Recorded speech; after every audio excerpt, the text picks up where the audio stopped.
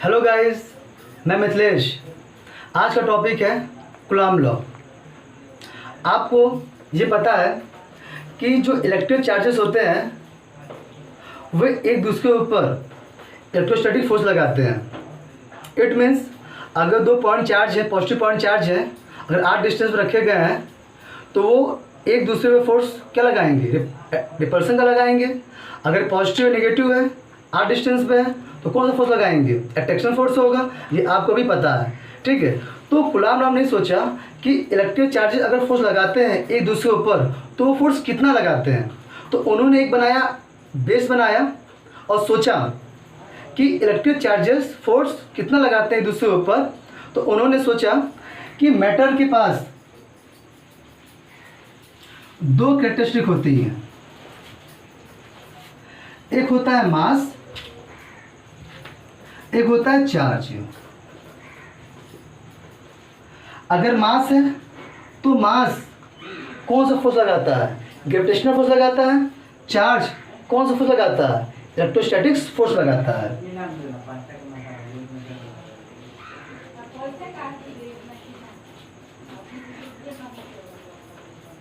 और charge electrostatics force लगाता है, ठीक है, एक्ट्रेक्शन एंड रिपल्सन का। तो अगर फोर्स लगाता है ग्रेविटेशनल तो कितना फोर्स लगाता है? तो न्यूटन साहब ने इसको डिफाइन किया था। तो देखिए यहाँ पर अगर दो मास है m1 एंड m2 और r डिस्टेंस पर है तो उन्होंने ये कहा था कि जितना ज़्यादा मास का मल्टीपल होगा उतना ज़्यादा ग्रेविटेशनल फोर्स लगेगा।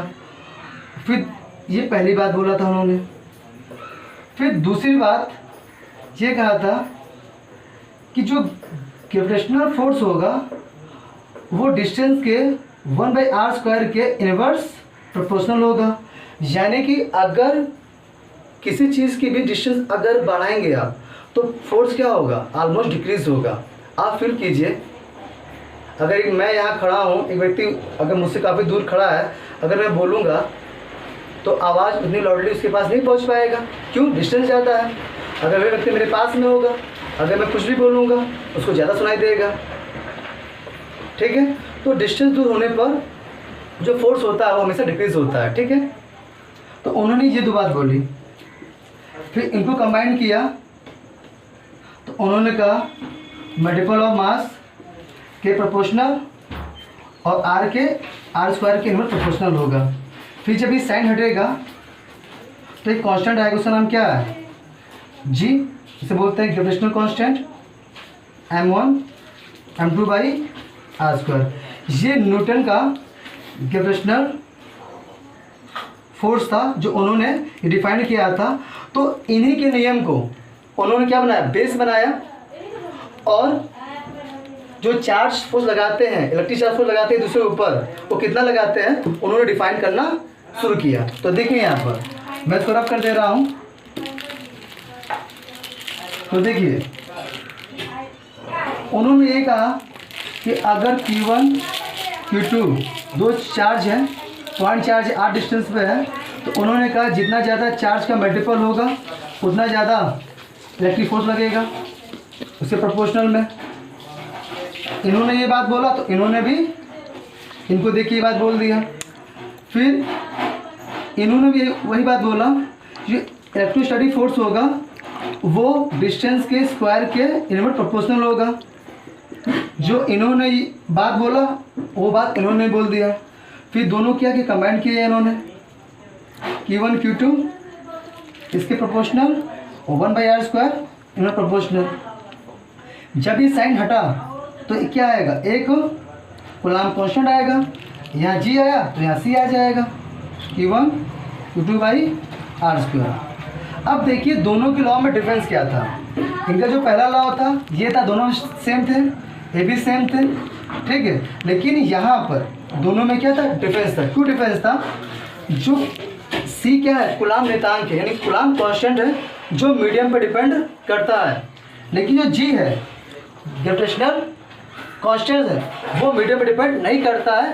क्यों? क्योंकि अगर आप मास की वैल्यू बढ़ाते जाइए, क्योंकि जी की वैल्यू कितनी होती है 6.67 इंटू 10⁻11 होता है। अगर आप मास की वैल्यू बढ़ाते जाएंगे तो जी की वैल्यू अपने आप इतनी छोटी है कि अगर मास की वैल्यू आप बढ़ाते जाएंगे तो जी की वैल्यू क्या क्या होगा, आपका कांस्टेंट होगा। इसके सामने तो जी कांस्टेंट हो जाएगा ना। तो आप समझ गए होंगे, क्योंकि मास की वैल्यू बढ़ाएंगे तो मास के कंपैरिजन जी की वैल्यू क्या होगी, बहुत छोटी होगी। इसीलिए हम कह सकते हैं कि जो जी की वैल्यू होगी वो मीडियम पे डिपेंड वो नहीं करेगी। ओके, लेकिन जो कूलाम्ब कांस्टेंट है वो मीडियम पे डिपेंड करता है। आइए इसको समझते हैं कि कूलाम्ब कांस्टेंट मीडियम पे डिपेंड करता है और कैसे करता है। ठीक है, तो आप स्क्रीनशॉट ले लीजिए, दोनों आप डिफरेंस आप जान गए होंगे। स्क्रीनशॉट ले लीजिए, हम आगे बढ़ते हैं। ठीक, मैंने रफ कर दिया है। अब यहाँ लिखा है कूलाम्ब लॉ, तो कूलाम्ब लॉ की डिफिनेशन लिख देते हैं जो मैंने समझाया आपको।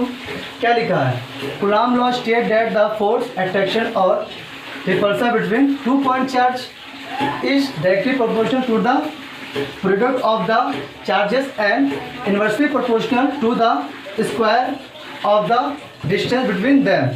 यानी कि चार्ज का मल्टीपल का क्या होगा, प्रोपोर्शनल होगा, और 1/r² के इनवर्स प्रोपोर्शनल होगा। ठीक है, किसी पॉइंट चार्ज के बिटवीन देम। देखिए पॉइंट चार्ज कैसे होना चाहिए, स्टेशनरी होना चाहिए, स्टेबल होना चाहिए। ओके, तो देखिए मैं लिख रहा हूँ यहाँ पर, अगर ये दो पॉइंट चार्ज है Q1 और Q2 r डिस्टेंस पर है, दोनों इक्वल चार्ज हैं, तो ये चार्ज इस पर फोर्स लगाएगा इधर, ये चार्ज इस पर फोर्स लगाएगा इस डायरेक्शन में। तो आप कह सकते हो, और फोर्स का नाम क्या है, इलेक्ट्रोस्टैटिक फोर्स है, इलेक्ट्रिकल फोर्स है। तो Fe प्रोपोर्शनल Q1 Q2। फिर दूसरा लॉ क्या था, जो फोर्स होगा वो 1/r² की क्या होगा, इनवर्स प्रोपोर्शनल होगा। क्वेश्चन फर्स्ट, क्वेश्चन सेकंड, दोनों कमेंट कर दीजिए। Q1 Q2 r²। तो अब जब ये साइन हटेगा तो क्या आएगा, एक कूलाम्ब कांस्टेंट आएगा, तो C फॉर कूलाम्ब, तो हमने नाम दे दिया क्या, coulomb constant C, Q1 Q2/r²। यहाँ C क्या है, where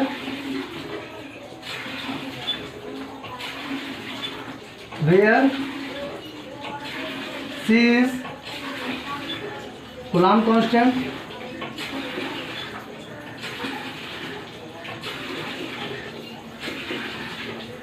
which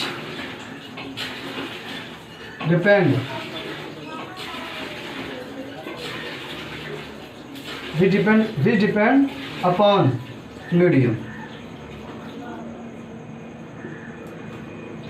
तो आप खुद सोचिए, कूलाम्ब कांस्टेंट जो मीडियम डिपेंड करता है, तो इसका मतलब ये हुआ हर दो पॉइंट चार्ज के बीच में जैसा मीडियम होगा फोर्स वैसे ही होगा। तो ये आपको समझ में आ गया होगा कि कूलाम्ब कांस्टेंट मीडियम पर डिपेंड करता है। तो यहाँ मीडियम एक नया वर्ड आ रहा है, थोड़ा इसके बारे में हम समझते हैं। ठीक है, अब स्क्रीनशॉट ले लीजिए, हम रफ कर दे रहे हैं।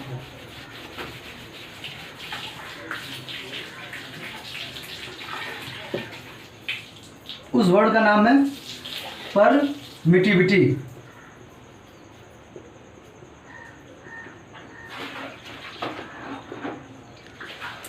परमिटिविटी क्या होता है, तो परमिटिविटी किसी भी मीडियम की कैरेक्टरिस्टिक होती है। मतलब अगर दो पॉइंट चार्ज हैं, अगर इस दो पॉइंट चार्ज के बीच अगर वाटर क्या है, वाटर है, तो आप सपोज कीजिए कि आप ऐसे समझिए यहाँ पर परमिटिविटी क्या होती है।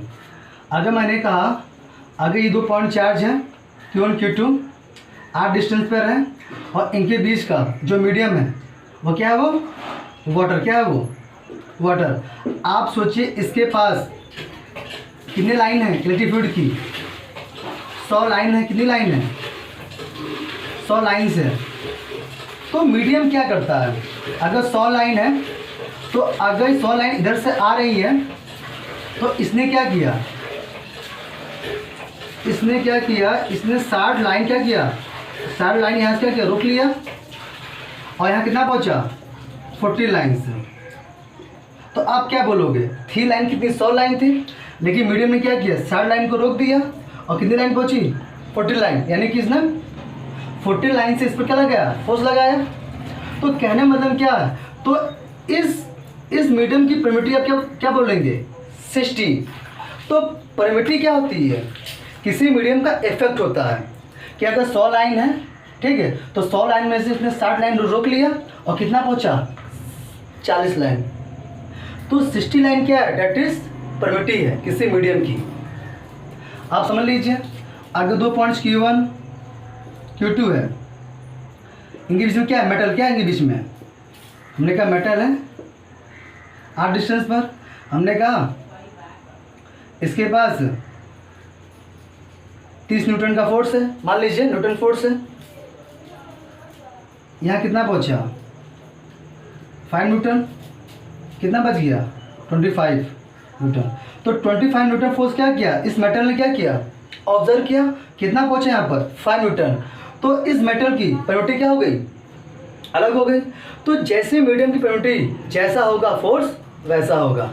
परमिटिविटी इंक्रीज, परमिटिविटी अगर परमिटिविटी को हम बोलते हैं कि एप्सिलॉन, क्या बोलते हैं एप्सिलॉन बोलते हैं। अभी हम लिख देंगे डिफिनेशन में, परमिटिविटी इंक्रीज तो फोर्स क्या हो जाएगा डिक्रीज। ओके, तो आइए लिखते हैं डिफिनेशन, थोड़ा इसका हम रफ कर देते हैं, आपको समझ में आ गया होगा।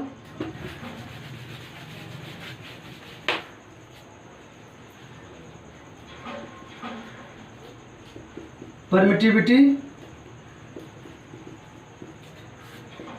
Is a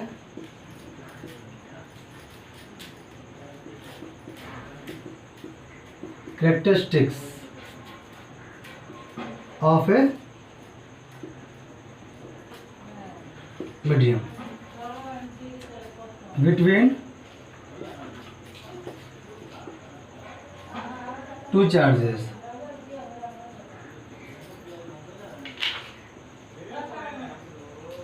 Between two charges which affect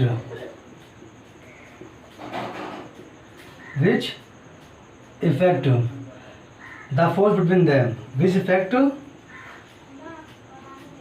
force between them। तो यहाँ देखिए परमिटिविटी क्या है कि permittivity is the characteristic of a medium between two charges which effect force between them. हम परमिटिविटी को हम एप्सिलॉन से करते हैं, हम डिनोट करते हैं। तो इसका मतलब क्या, अगर 2 पॉइंट चार्ज हैं Q1 और Q2, ठीक है, तो इनके बीच में जैसा परमिटिविटी होगा वैसा उसका फोर्स होगा। आपको अब ये बात पता चल गई होगी, ठीक है, समझ में आपको अच्छे से आ रहा है।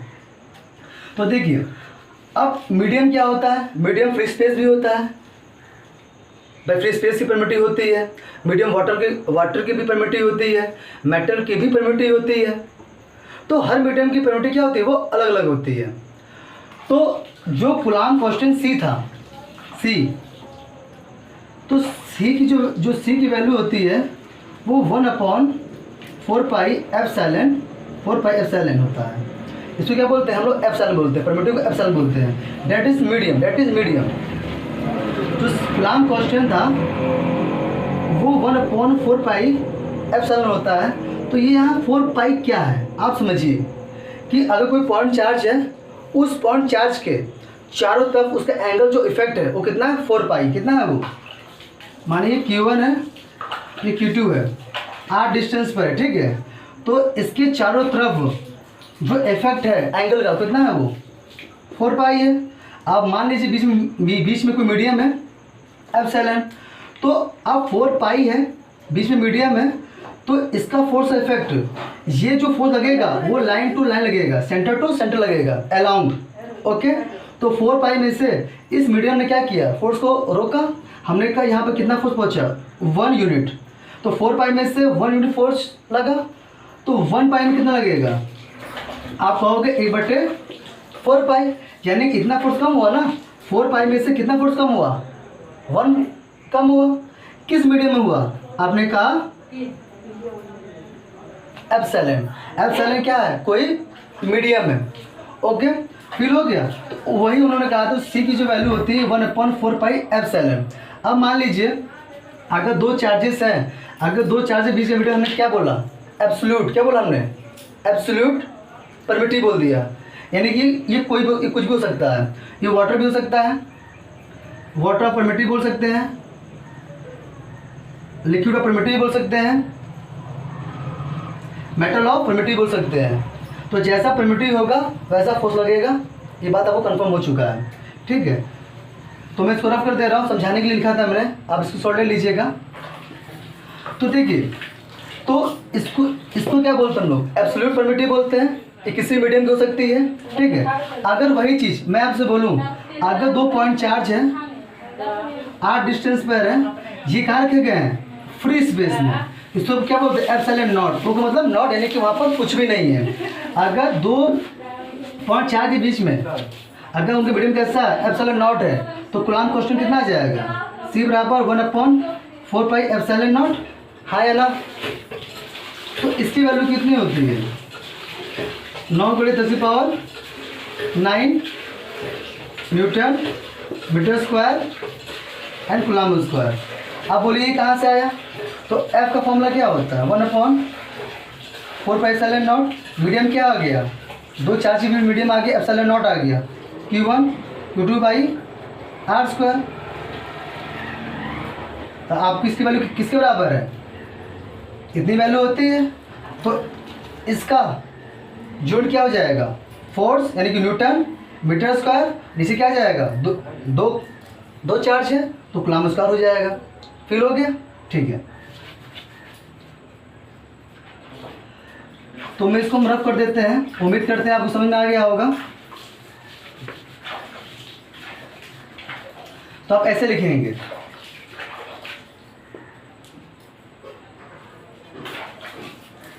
ठीक है, C की value 1/4 pi epsilon, if 2 point charge, if 2 point charge is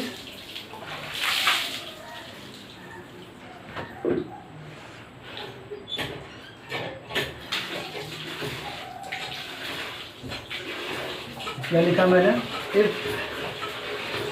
इसको मत लिखिए आप, सीधे लिख लीजिए, शॉर्ट में नहीं काफ़ी आपको लंबा हो जाएगा, लॉन्ग प्रोसेस हो जाएगा। अगर 2 पॉइंट चार्ज है, अगर फिक्स में रखे जाएंगे तो ये क्या चेंज हो जाएगा, परमिटिव यहाँ चेंज हो जाएगी, 4 पाई एप्सिलॉन नॉट हो जाएगा।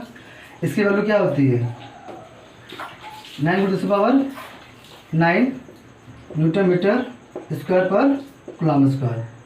ओके, तो ओवरऑल फॉर्मूला क्या बन जाएगा, 1/4 pi epsilon not Q1 Q2 by r square. ये यहाँ पर क्या है, कूलॉम फोर्स है। ओके, ये आपको समझ में आ गया होगा, इसको लिख लीजिए आप।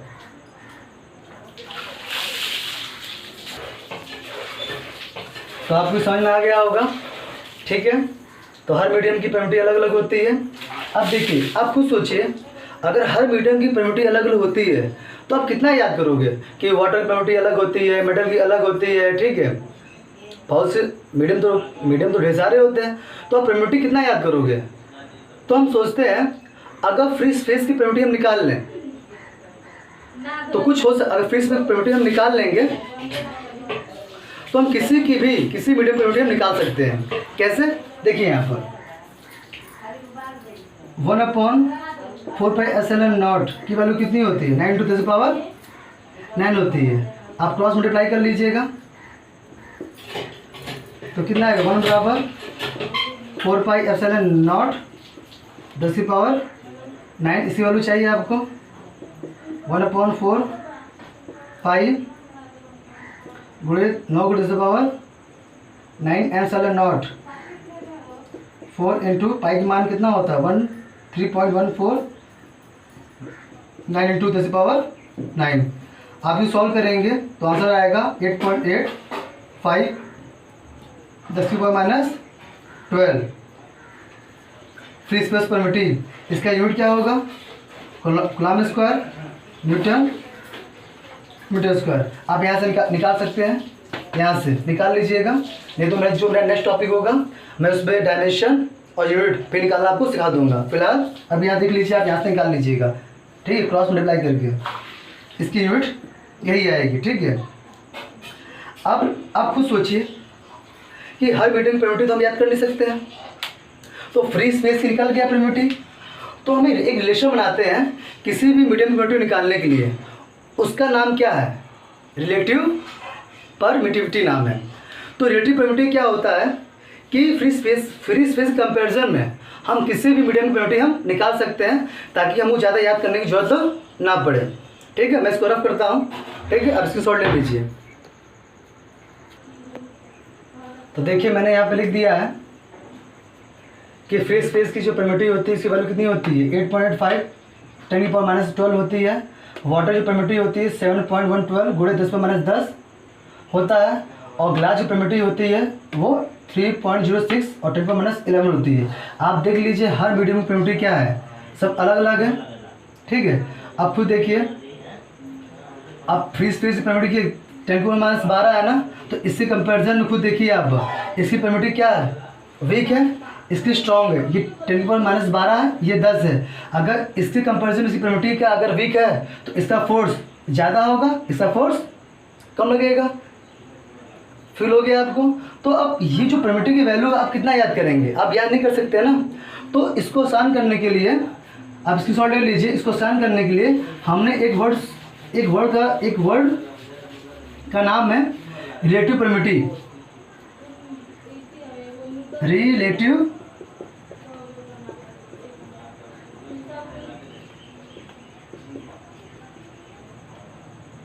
परमिटिविटी, इसको हम आर से रिलेटिव, एफ इससे परमिटिव, इसको हम ई आर से रिप्रेजेंट करते हैं। इसका फॉर्मूला होता है E M medium of permittive और फ्री स्पेस ऑफ परमिटिविटी। किसी भी मीडियम की परमिटिव निकालना होगा तो हम कंपेयर किससे करेंगे? हम फ्री स्पेस ऑफ परमिटिव से करेंगे। एक्चुअल में जो ये रिलेटिव परमिटिव है, ये मीडियम ऑफ परमिटिव और फ्री स्पेस ऑफ परमिटिव, इसको हम एब्सोल्यूट परमिटिव भी कह सकते हैं। एब्सोल्यूट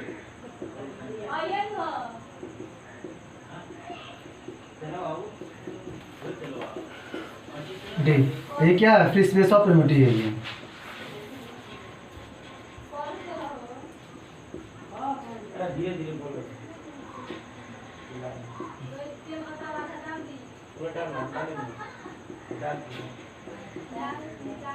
ठीक है, अब देखिए इसका मतलब क्या होता है।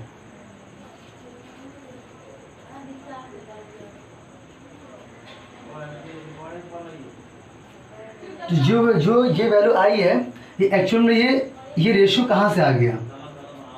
तो मैं लिख रहा हूँ force in free space upon force in medium, force in medium. अगर फ्री स्पेस का फोर्स कितना होगा? दो between the 2 point charge, 1/4πε0 Q1 Q2/r²। Medium में फोर्स कितना होगा? 1/4πε Q1 Q2/r²। आप क्या करेंगे? इसको कैंसिल आउट कर दीजिए, पूरा कैंसिल आउट हो जाएगा, ये टर्म ऊपर चला जाएगा, तो क्या आएगा? ये मीडियम की प्रोबेबिलिटी है, तो प्रोबेबिलिटी ऑफ मीडियम अपॉन ε0।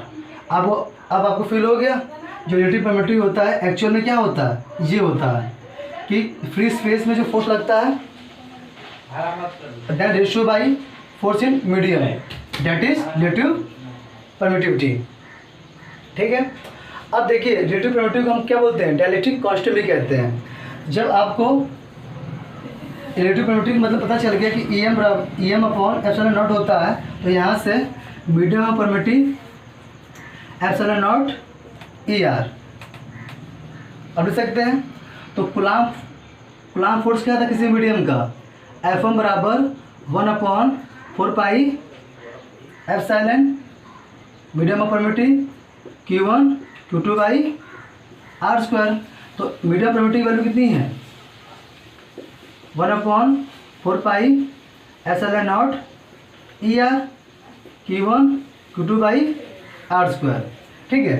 तो जो रिलेटिव परमिटिव है उसको हम क्या बोल सकते हैं, डाइलेक्ट्रिक कांस्टेंट भी बोल सकते हैं। डाइलेक्ट्रिक हम कांस्टेंट भी इसका नाम है, उसको क्या बोलते हैं हम लोग, के। तो ER से हम के लिख सकते हैं।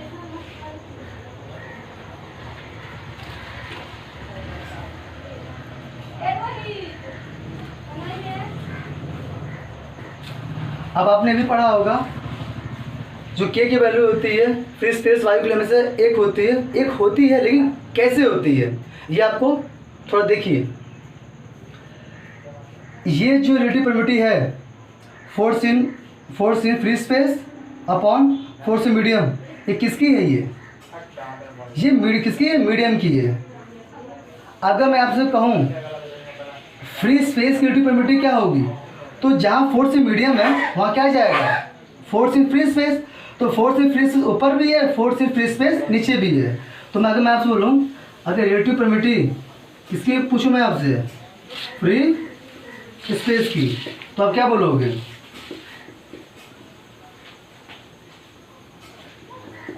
Force in free space upon force in free space, cancel out हो जाएगा। तो ER की वैल्यू क्या हो जाएगी फ्री स्पेस के लिए, F से फ्री, S से स्पेस, कितनी आ गई 1 आ गया। और ER को हम क्या बोलते हैं, डाइलेक्ट्रिक कांस्टेंट के बोलते हैं। तो यहाँ क्या आ जाएगी वैल्यू 1 आ जाएगी।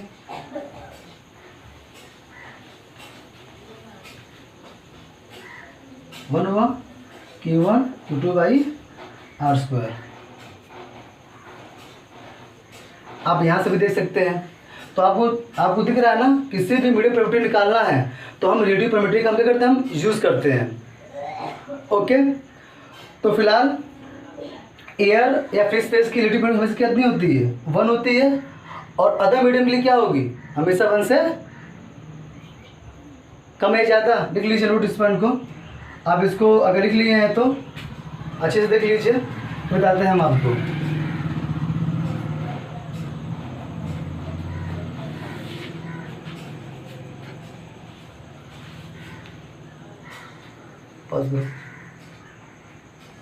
पॉज करो।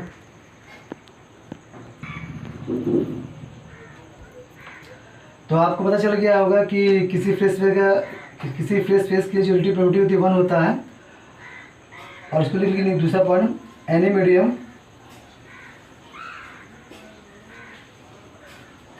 किसी मीडियम के लिए, any medium has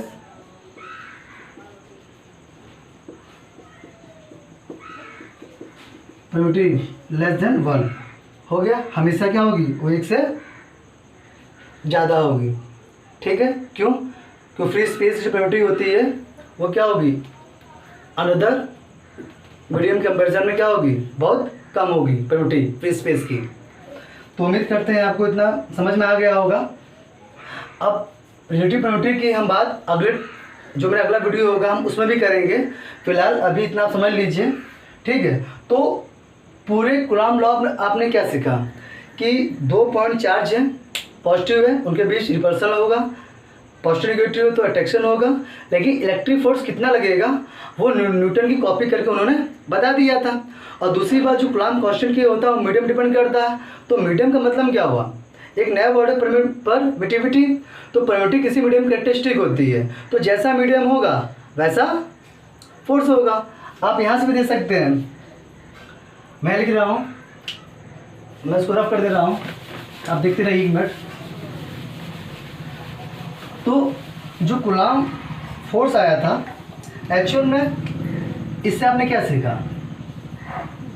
1/4πε0 Q1 Q2 by are square. कि जो फोर्स होता है, आप ऐसे मान लीजिए, इसको एप्सिलॉन लिख लीजिए, ठीक है, एब्सोल्यूट मीडियम मान लीजिए, ठीक है। तो आपने क्या देखा कि जो फोर्स होता है वो मीडियम क्या होता है, इनवर्स प्रोपोर्शनल होता है। जो फोर्स होता है वो 4 से मल्टीपल करके क्या होता है, प्रोपोर्शनल होता है। जो फोर्स होता है 1/r² क्या होता है, वो इनवर्स प्रोपोर्शनल होता है। तो आप इसको क्या बोल सकते हैं, इनवर्स का लॉ भी कह सकते हैं। तो आप देख रहे हैं फोर्स होता है मीडियम डिपेंड करता है, चार्ज भी डिपेंड करता है, और आर पे भी डिपेंड करता है। तो जैसा फोर्स होगा, जैसा मीडियम होगा वैसा फोर्स होगा, जैसा मीडियम होगा वैसा फोर्स होगा। फिलहाल आज की टॉपिक फिलहाल इतना ही। हम जो अगला टॉपिक पढ़ाएंगे रिलेटिव परमिटिविटी का, उसमें आपको ठीक है कुछ पॉइंट लिखवा देंगे और रिलेटिव परमिटिविटी के बारे में थोड़ा सा हम और चर्चा करेंगे, ठीक है। अभी कूलॉम लॉ को समझाने के लिए मैंने आपको इतना चीज़ें आपको बताई मैंने, ठीक है, और इसको आप कॉपी में नोट डाउन कर लीजिएगा। Okay, thank you.